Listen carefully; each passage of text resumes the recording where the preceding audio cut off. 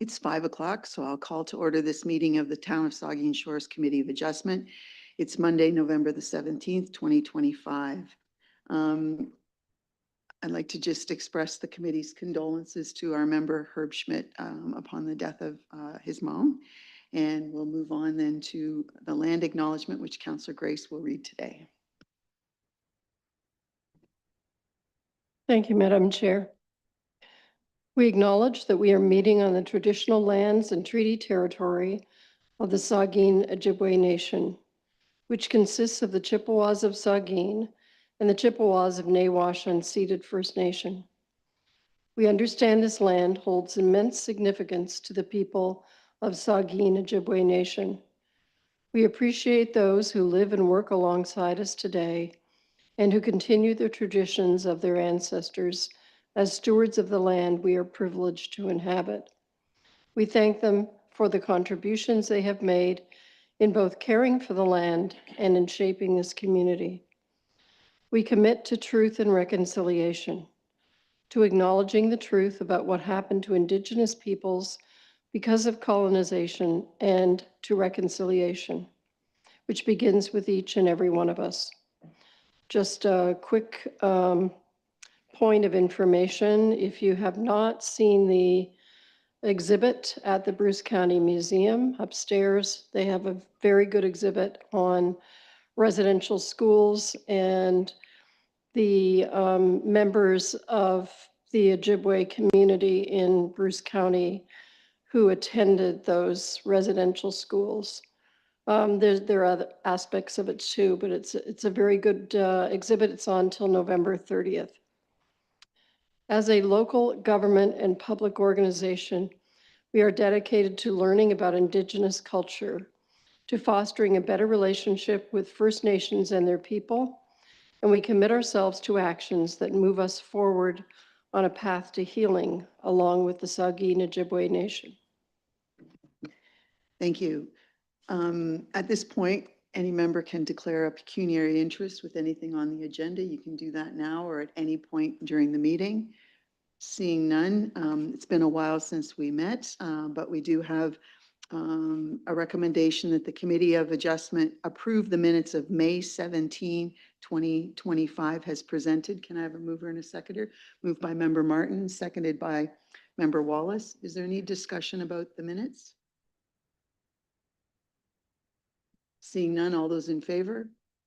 Those are carried.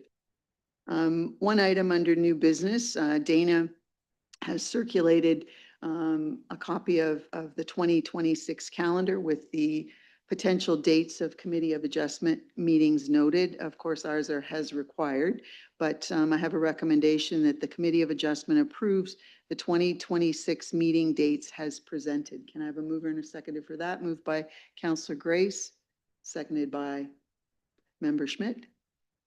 Any discussion on the dates? I've already pointed out to Dana that the meeting in November follows the municipal election next year. So there are potentially some concerns related to membership on the committee and training and that sort of thing. So, those things will be, addressed at some point. And of course, our schedule is always has required anyway. So we'll just go from there. All of you here, our term goes until the municipal election. So we're all good for a while. We have two public hearings tonight. First on the agenda is a public hearing for file number A-2024-029. The address is 5116 Highway 21. This is a public, sorry. We just need to go back and vote on that. Oh, God, I thought I did vote. Anyway, okay. All in favor of the calendar? Thank you. Thanks, Cheryl.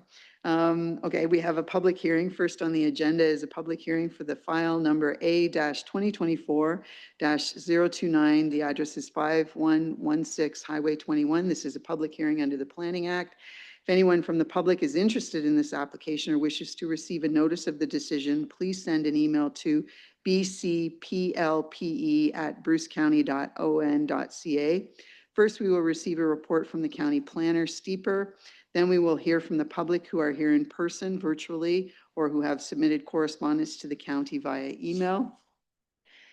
Then the committee members will have an opportunity to ask clarifying questions, and I will ask them to reserve their comments on the application until the public hearing has closed. Members of the public are advised that the right to appeal the decision on this application is limited to specified persons and public bodies as defined in the Planning Act, or the owner or applicant of the land subject to the amendment, who have provided oral or written comments to the committee on the application before the decision is made. I now declare the public hearing open and ask the planner, Julie Steeper, on the file to present the application. The floor is yours, Julie. Thank you. Good evening, committee. The applicant is proposing a reduction to the minimum number of parking spaces. 707 parking spaces is proposed, 676 parking spaces on a seasonal basis, whereas the bylaw requires 730 parking spaces. If approved, the application would facilitate an expansion to the Canadian Tire store on the north side of the building. The proposed expansion will result in the relocation of the garden center and the permanent removal of 17 parking spaces and the temporary removal of an additional 20 parking spaces for on the seasonal basis. The applicant has demonstrated that the proposed parking reduction is appropriate through the submission of a parking review and transportation impact brief. There were previous town concerns with the location of the proposed temporary soil compound for the seasonal operations of the garden center and the impact to the flow of traffic exiting the Tim Hortons drive-through, which have now been addressed. No other comments of concern were received from agencies, and no public comments were received on this application. And this concludes my report. I also believe the applicant's planners, Brooke and Harry, are online. Thank you. Thank you. We will now hear from members of the public, including the applicant or their agent. Please note that submissions are limited to a maximum of 5 minutes. I invite, I think it's Brooke. Brooke, the floor is yours if you'd like to speak. You're not required to. Good evening. So my name is Brooke Burlock. I'm a planner with Zelenka Priamo. Zelenka Priamo has been retained by Canadian Tire Properties, Inc. and Canadian Tire Real Estate as their planning consultants for this minor variance application and the ongoing SPA application. Staff provided a pretty thorough overview of the parking that we're proposing that's required. So I'll generally just be here if there's any questions from public or committee. Thank you. Is anyone else here from the public that wishes to speak?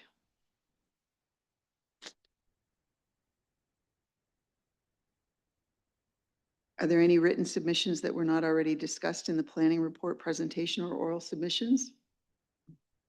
There are none. Do any members of the committee have clarifying questions for the planner or the applicant before we close the public hearing? Member Schmidt? I know it was mentioned about the flow of traffic because you've got a lot of flow of traffic from Tim Hortons as well as Canadian Tire. And it appears from the drawing that there is it does not impede on that roadway. I just want the confirmation on that will not impede the existing roadway. I'll direct that to the planner. If I may, through you, Chair, with the change of the site plan, the proposed temporary soil compound area is not going to impact the flow of traffic.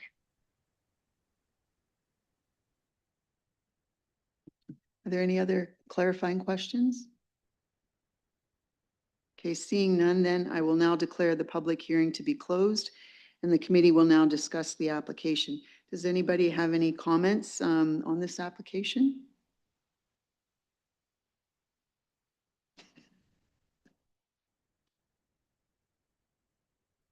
Well, I just, I don't know if this is for the town or for the planner. I just wanted to ask, there were comments in the town report about a second sign requiring consideration underneath a variance situation. Has that been taken off the table?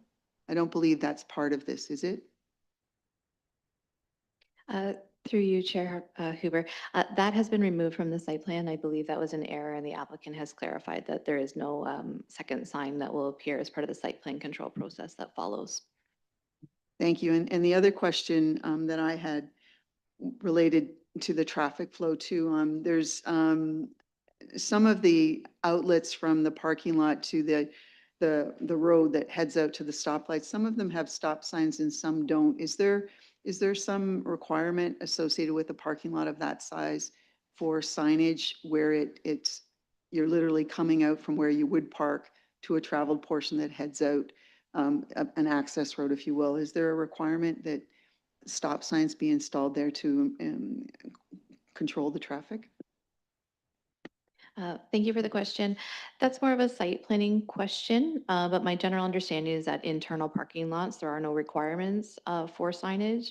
Where the stop signs are put in place, that's at the discretion of the developer, but there can be comments that are forwarded either by the committee or from council later on through the site planning process, if from a safety and functionality standpoint, that we are recommending additional internal stop signs. Thank you. Are there any other comments? Councillor Grace? Sorry, Madam Chair, you're asking for a comment, not a question, just a, okay, thanks. Just that I don't, just from an experience point of view, I don't see an issue with tight parking here. Every time I go to Canadian Tire, there are lots of spaces available, so, and within that whole area, so I will be voting in favor of this. Are there any other questions or comments? Member Martin? Just a very brief comment. The nature of the parking also is very transient. People are in there for usually under an hour. It's not as if it's the beach where somebody will be going for 4 or 5 hours. So even though there is that reduction from the 730 to a low of 676 in season, I can't foresee that creating any mischief at all. So I'm going to vote in favor of it. Thank you. Member Beckett? I should declare first, I have previously worked for Canadian Tire, not this particular location. I think the only concern I'd have when the garden center's up, if all the soil skids are in there, I know when those get delivered, those are some pretty big trucks and you've got forklifts going around the parking lot and stuff like that. At the Owen Sound location, which has a much bigger parking lot, they don't really get in the way. I think that'd be my only concern, is that yes, that is quite a big parking lot, but if 2 or 3 soil trucks all turn up at the same time and you've got the forklift and unloading during the day, it could get a bit busy, because I assume all the soil is going to be stored in the temporary garden center. So hopefully they would have maybe earlier deliveries or something like that, because I could see it's quite a big parking lot, but you put 2 or 3 trucks in there and a forklift truck and suddenly it's not. I think that's the only concern I would have. Thank you for that. I don't know if the agent for Canadian Tire has a comment about that.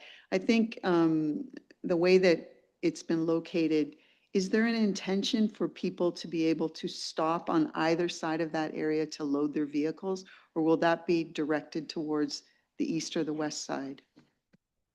So through the chair, to clarify in terms of loading, so it's Canadian Tire's intention, not necessarily to do the major loading of goods, including that soil during the day, during the most active periods that garden center and a temporary soil compound would be of use. So unfortunately, I don't know the specific details of their loading schedules, because it is based on individual stores, but Canadian Tire definitely tries to reduce the number of deliveries during operational hours. And then in terms of the temporary soil compound, so it's the intention that the vehicle drives through that temporary soil compound. They would park, and then there would be employees at the Canadian Tire store to help load soil into the cars, and then the car would drive out the western portion of the compound. Thank you. Any other comments or questions? Then I have a motion here that the application for minor variance from comprehensive zoning bylaw 75-2006 is hereby granted, subject to the following conditions. that any future development on the property conforms to the provisions of the zoning bylaw, that the decision applies only to the proposed development as indicated on Schedule A attached to and forming part of this decision. And the reasons for granting this are that, number one, the variance maintains the intent and purpose of the official plan. Number two, the variance maintains the intent and purpose of the zoning bylaw. Three, the variance requested is desirable for the appropriate and orderly development and use of the lands and buildings. And number four, the variance is minor in nature. Can I have a mover and a seconder for that? Moved by Vice Deputy Mayor Myatt, seconded by Member Martin. Is there any further discussion? All those in favor? That's carried.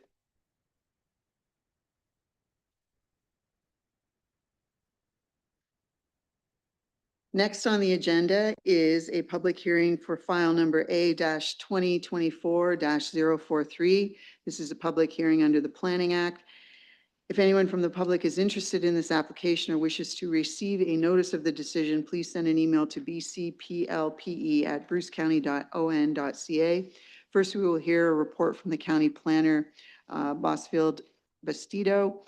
Then we will hear from the public who are here in person, virtually, or who have in person or virtually, or who have submitted correspondence to the county via email. Committee members will then have an opportunity to ask clarifying questions. Members of the public are advised that the right of appeal to this decision is limited to specified persons and public bodies as defined in the Planning Act, or the owner or applicant of the land subject to the amendment who have provided oral or written comments to the committee on the application before the decision is made. I now declare the public hearing open and ask the planner on the file to present the application. Jake, the floor is yours. Good evening, committee. The application before you this evening proposes to reduce the minimum frontage requirement for semi-detached dwellings from 10 meters to 9.1 meters in the R2 zone, and to reduce the minimum interior side yard requirement from 1.2 meters to 0.9 meters. Together, these variances would facilitate a subsequent severance of the parcel and construction of a semi-detached bungalow building over the severed and retained parcels. Drawing attention to the zoning bylaw. Frontages in the zoning bylaw maintain adequate lot sizes to ensure that lots can be used for their intended uses. This frontage exceeds frontage required for semi-detached dwellings in other jurisdictions, and the neighboring dwelling further has the same 9.1 meter frontage. As such, it's anticipated the intended use of a semi-detached dwelling can fit within that frontage. Further, reliefs being sought for the interior side yard setback. These setbacks in the zoning bylaw maintain sufficient space between buildings for privacy and access to rear yards. 0.9 meters is used in other points in the town zoning bylaw for as an interior side yard setback for accessory buildings, and thus not anticipated to be a hindrance to access to the rear yard. The applicant has noted the request for a greater footprint is due to the intention to provide a single-story bungalow, mitigating some of the yard overlook privacy concerns that come with a two-story building. The proposal is consistent with all remaining provisions of the zoning bylaw, including lot coverage, front and rear yard setbacks. And as such, the variances maintain the intent and purpose of the zoning bylaw. One public comment was received from a neighbor with concerns that permitting two dwellings could lead to increases in traffic and noise, and further that allowing the reduction in side yard setback would create issues for snow storage, access, and privacy. In terms of the number of dwelling units, a single property in this zone could be a duplex, triplex, fourplex. As such, permitting the reduced frontage and thus facilitating the provision of semi-detached dwelling is not anticipated to lead to an increase in density beyond what is currently permitted. And further, in terms of the privacy, as noted, the applicant is providing a bungalow, which is mitigating some of those yard overlook privacy concerns.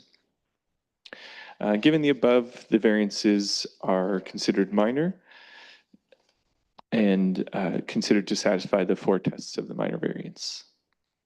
That concludes my presentation. I'm happy to take questions when the time comes. Thank you for the report. We will now hear from members of the public, including the applicant, if they so desire. Please note that submissions are limited to a maximum of 5 minutes. And is the applicant present? Do you wish to make a submission? Let the record show I had a nod no. So now, is there anyone else from the public here or online that wishes to speak to this application? No, there is not. Are there any written submissions that were not already discussed in the planning report presentation or oral submissions? There are none. Do any members of the committee have clarifying questions for the planner or the applicant before we close the public hearing? Councillor Grace? Thank you, Madam Chair. Jake, besides the semi-detached dwellings to the north, immediately to the north, that each have frontages of 9.1 meters, are you aware of other examples in the town that have that similar kind of reduced frontage? I know you mentioned in South Bruce and Brockton, I think they go as low as 7.5 meters. I'm sorry, I'm not aware of any others that have the below 10. Not to say they're not there, but I don't have any off the top of my head. Are there any other questions? Vice Deputy Mayor Myatt? Yeah, thank you, Chair. Jake, you mentioned about the 0.9 has been used before on many occasions. I just wrote down what you said. So 0.9 is a measurement that that's used frequently, many times in this community. Can you give us some examples of that?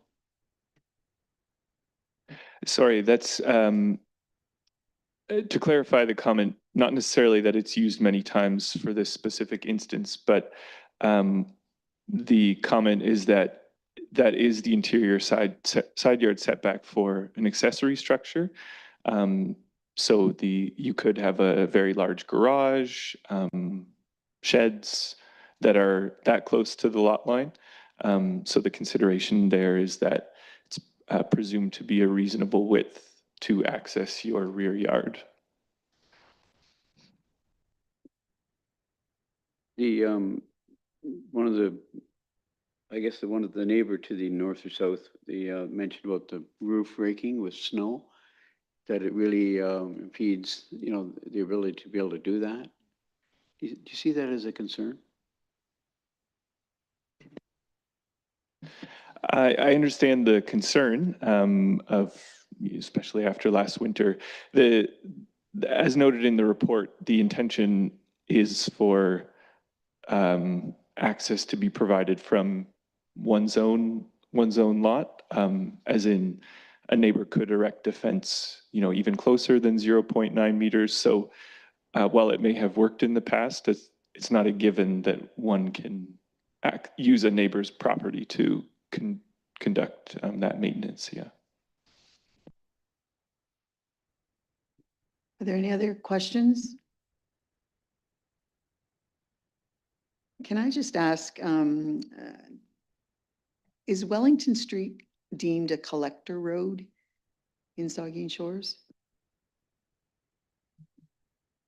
Sorry, I don't have that in front of me. I could find out quickly.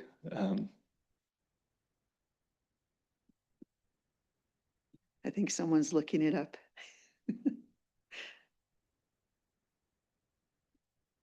I asked that question just because, of course, collector roads, we have some policies about directing density and that sort of thing associated with the type of road it's being built on. I believe it's a collector road. Are you finding that?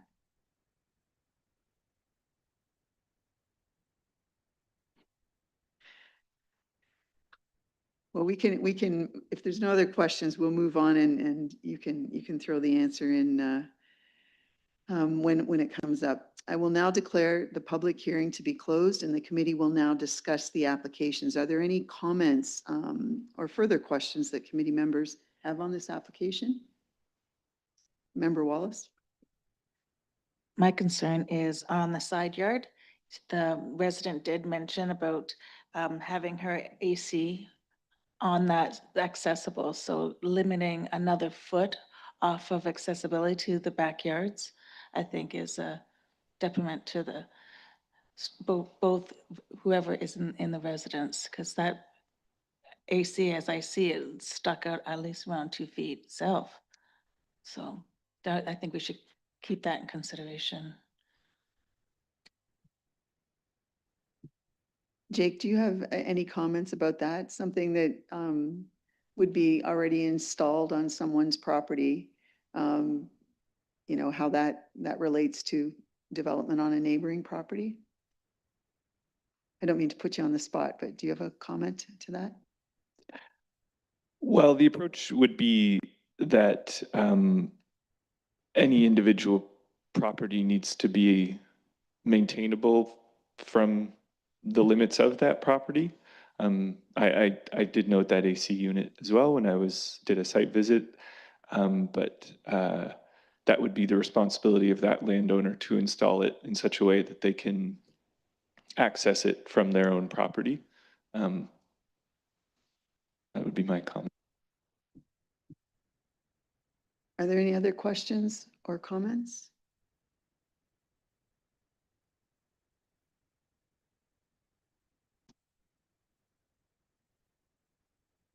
Did I see Vice Deputy Mayor Myatt? We're outside of the public meeting now. We're into the next phase, are we? Yes. Thanks. The frontage, just for the developer, if I might, can you do that at this point? The frontage minor variance from 10 meters to 9.1 meter. Just a question about the two parcels, the two properties, proposed semi-detached. What kind of square footage we're looking at with those units? Is obviously a basement, full basement? And what kind of square footage we're looking at for those two units? Which, by the way, there is a huge need for this type of unit. If you could just state your name, I think it's just on automatically now.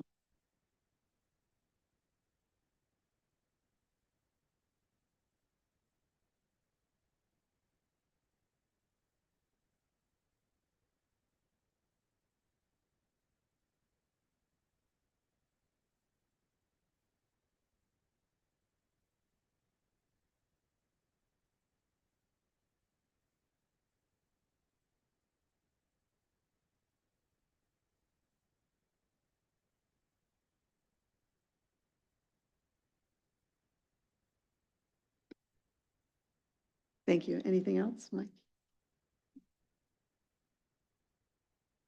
Any other questions? Well, I do have a motion here that the application for minor variance from comprehensive zoning bylaw 75-2006 is hereby granted, subject to the following conditions. Number one, that the decision applies only to the proposed development as indicated on Schedule A attached to and forming part of this decision.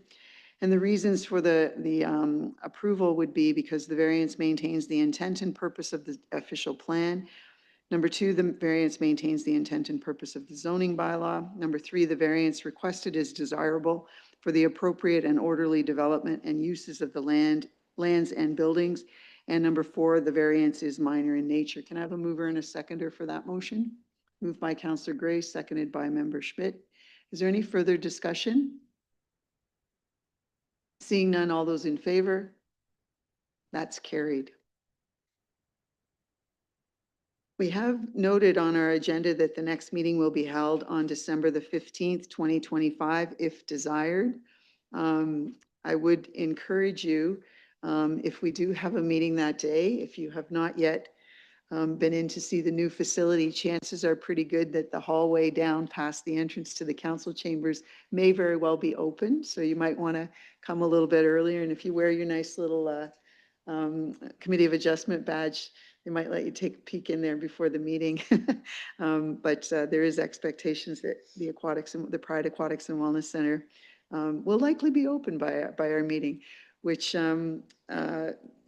will be interesting because the door at the back is open right now. Just imagine a lot of people walking by there. It'll be fun. Anyway, I have, oh, did you want to say something, Mike? Just one thing, and I go way back to the beginning, if you don't mind. I meant to ask this question. It's just for clarification. The schedule, by January 12th, it shows we have a meeting, and then, but typically, council would be on the 12th and the 26th, which our planning meeting would be on the 19th. Is that correct? Should we clarify that? We're only meeting once in January as a council? Yes, that meeting is the same night as the planning meeting, right? So that's your first meeting of January. Well, I think Dana made the calendar just for us. I don't think it shows the other council meetings on it. Is that maybe what's confusing? Good. I just wondering, like typically, it would be the third Monday for planning and committee of adjustment, like the 19th. That's all I was saying. I thought maybe the council would meet in the 12th and 26th, but then there's a planning meeting typically would be the 19th with the committee of adjustment. That's all, Dana. I just wanted to clarify if this is correct. It's the only one that shows that way, with planning being on the same night as our first meeting of the month. But, so just, you might want to just check that. If you compare it to the one that you have for council, you'll see it's the exact same. Those yellow dates are the exact same as your planning meeting dates. Yeah, they don't always work out to be the third. They're supposed to in theory, but they didn't always work out that way to be the third Monday of the month. Councillor Grace? Yeah, I just wondered if January was weird because of Roma. Sometimes there's that Roma conflict that changes. We cancel a council meeting. Thanks.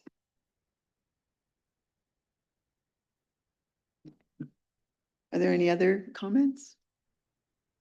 Well, I have a motion then that this Committee of Adjustment meeting of November the 17th, 2025 hereby adjourns at, need to see a time.